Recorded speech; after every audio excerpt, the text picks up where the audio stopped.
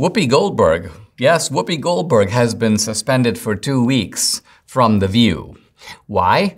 Because evidently she made some offensive remarks about Jews. She was quoted saying that the Holocaust, quote, isn't about race. This was actually a statement that she made. And then when she joined Stephen Colbert and was asked to sort of explain what she was getting at, she said, well, quote, the Nazis were white people, and most of the people they were attacking were white people. So her point was, if this is white against white, obviously it can't be about race, and therefore the idea that Jews are somehow claiming that Nazism was racist and the Nazis were racist, she's basically saying, no, this was a white man squabble, so to speak. Now, understandably, I think you'd have to be really foolish not to see that this would raise eyebrows at the very least. And the question is, what's going on here? Is Whoopi Goldberg an anti-Semite?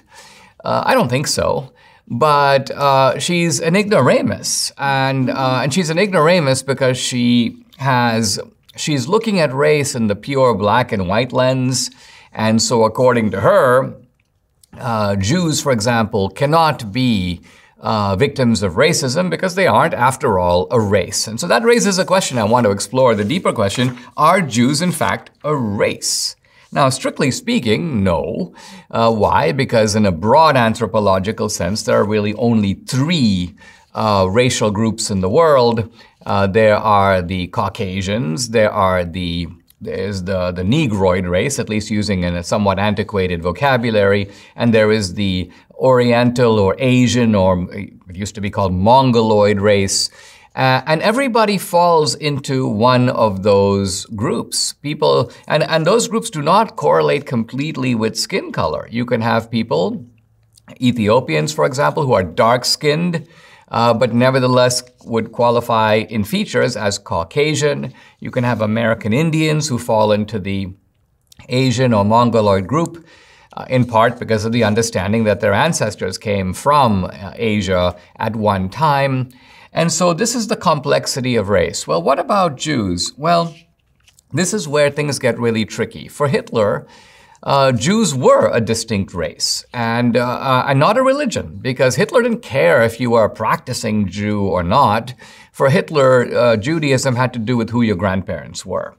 And if you had Jewish grandparents, you would qualify, again, regardless of whether or not you went to the synagogue, and even regardless of whether you identified as a Jew, whether or not you sort of lived a Jewish cultural lifestyle and sort of inhabited the Jewish community, none of this really mattered to Hitler. For him, this was an issue of racial physiognomy. In other words, your racial features defined you as Jewish, and that was the end of the story. So in this sense, Hitler very much saw the Jews as a distinct physical or biological type.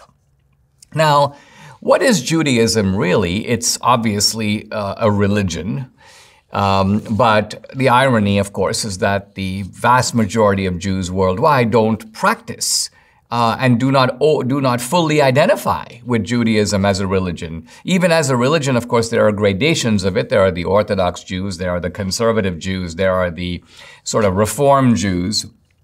And so Judaism is, I think, more generally understood less as a religion today than as a culture. Some people talk of it in terms of a tribe or of a family. These are people who in a sense maintain a distinct identity.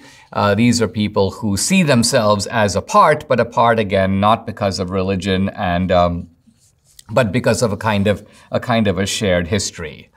For many centuries, Judaism did not have a, quote, nationality because Jews didn't have a country. They were, after the Jewish diaspora, Jews were scattered all over the world. In fact, they broadly scattered into so-called European or Ashkenazi Jews and then Asian or Sephardic Jews, but they were dispersed. It's only after the formation of the State of Israel in 1948 that Jews also now became a nationality. So Jews are a little bit of a religion and a little bit of an ethnicity and a little bit of a nationality and a little bit of a culture. There's a kind of complexity to Judaism. And I think that Whoopi Goldberg kind of strolled into that or sort of blundered into that and spoke, I think, hastily and certainly in a kind of callous way. I'm not surprised that there was a bit of an uproar, and so of all people, it is now Whoopi Goldberg, at least for 2 weeks, who finds herself canceled.